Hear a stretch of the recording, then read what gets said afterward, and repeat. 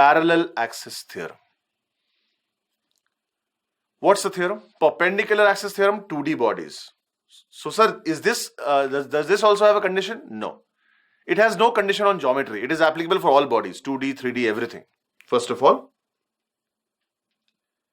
2D and 3D bodies, first of all.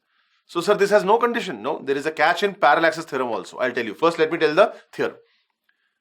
Theorem says, mi of any body about any axis parallel to the centroidal axis passing through COM. Now, please understand something here. I, in the last class, also said, don't be very rigid on the word centroidal. The centroidal word, you can't be rigid about it. The word centroidal was used because to save time and to give you an intuitive feeling about the best possible axis. Okay? So forget about that word in this sense now. Take anybody. Take anybody. Okay? What's the agenda? Agenda is to find out IAA dash. Okay? And there is an axis which is passing through center of mass. Let's say you know the inertia about that axis.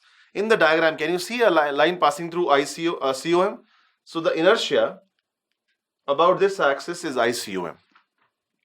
Okay, sir. And inertia about AA dash axis, can you see that? That is unknown. Okay, sir. And the distance between these two axes and they are parallel is D.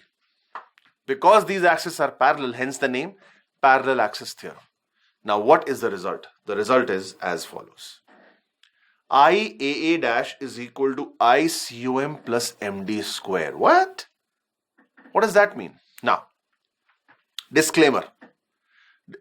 Everyone stop writing. Oh, we haven't. Arch your back. Arch your back. About to drop a nice truth bomb. Arch your back. Deep breath. Disclaimer. Inertia is a 100% scalar quantity. Disclaimer. I'll repeat. Inertia is a scalar quantity. But for the beauty of understanding, the best possible way to understand parallel axis theorem is as follows. Again, inertia is a scalar quantity. Velocity of man with respect to ground is velocity of man with respect to river plus velocity of river with respect to ground. Do you agree? Yes, sir, this is relative motion. But this is applicable only for... Now, nobody is going to clickety tap and disturb the TS saying, but inertia is a vector, but inertia is a scalar, but inertia is a scalar. I have already said it one time. Inertia is 100% scalar. I am giving you a explanation analogy. Okay? So please don't start typing. Instead, listen. Okay? The technique is nothing but superposition.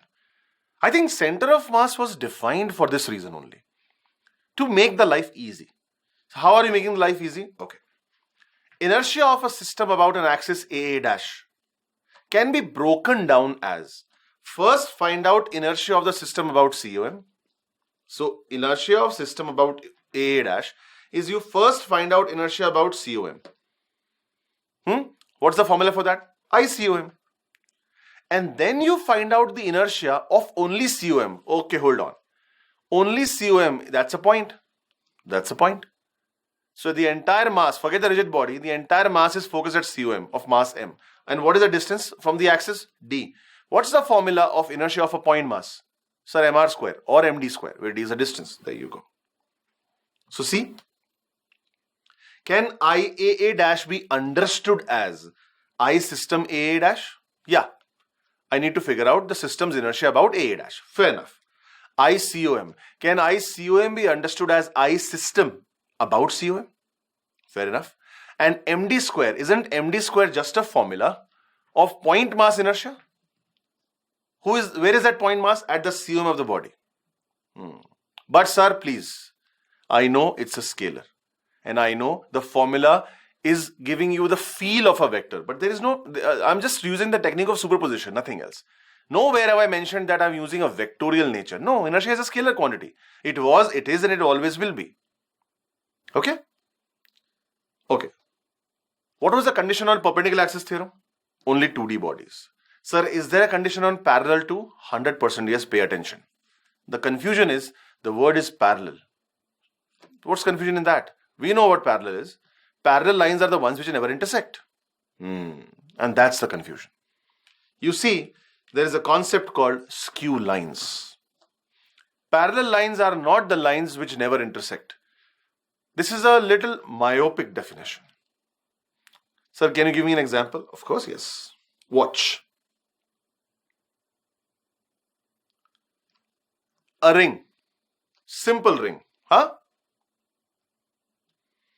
Draw a tangent to this ring in the plane.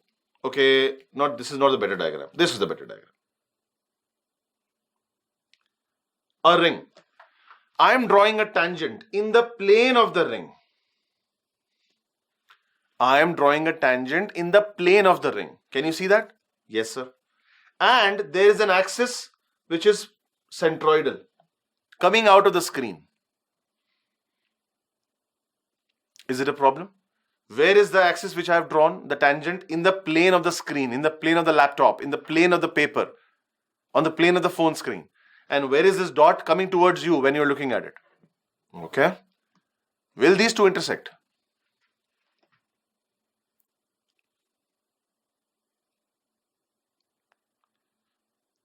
Will these? Can you see that?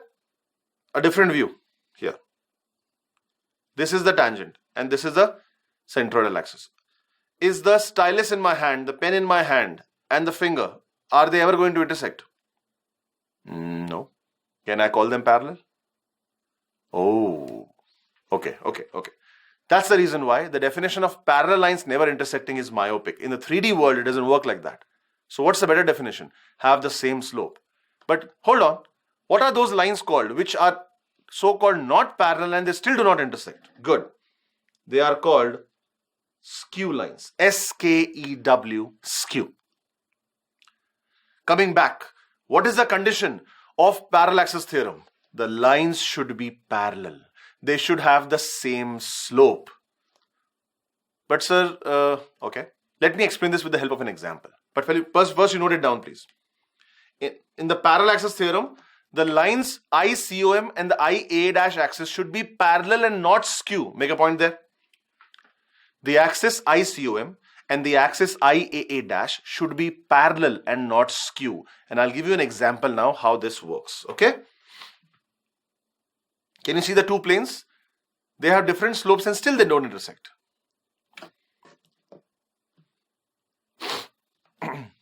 So the condition on parallel axis theorem is parallel, not skew. Let me show the example. Oh, what do you know? The ring. Huh? This is a much better viewpoint. Watch now.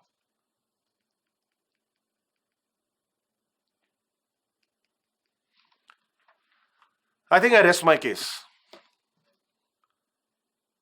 This ICOM formula is MR square. Do you know this?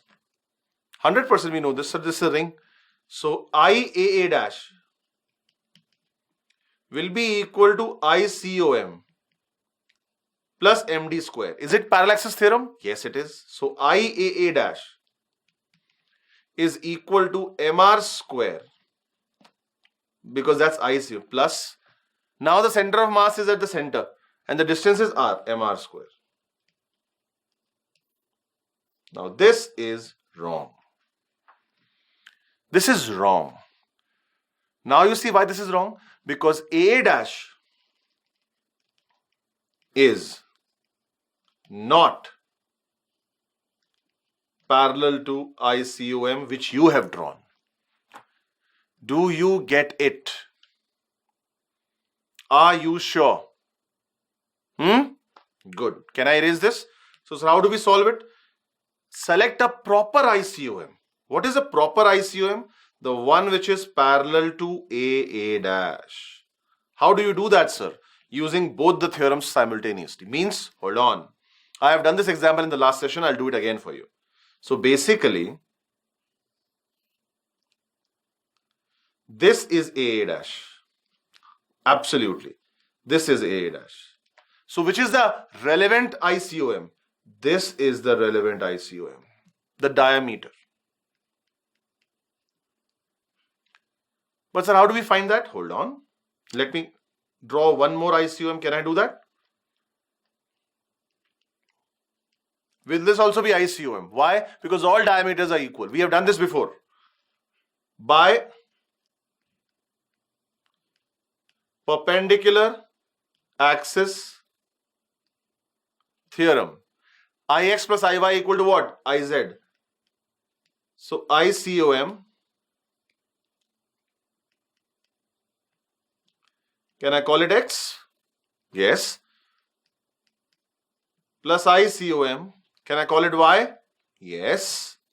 Is equal to what? Is equal to Iz. And which is that Iz? That I know. That is MR square. So what is the correct ICOM? The correct ICOM in this case is MR square by 2. Now do you get it? I don't want you to be bent on the word, sir, but aapne to bola tha centroidal is that. Please. Don't be bent on the wrong word. Don't throw your light on the wrong word. Don't be bothered about something which is irrelevant. The word centroidal was just to initiate your intuition, to actually facilitate your visualization. That's why. And now,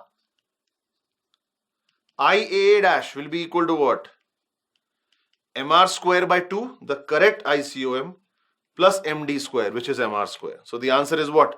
3 MR square by 2. Take your time.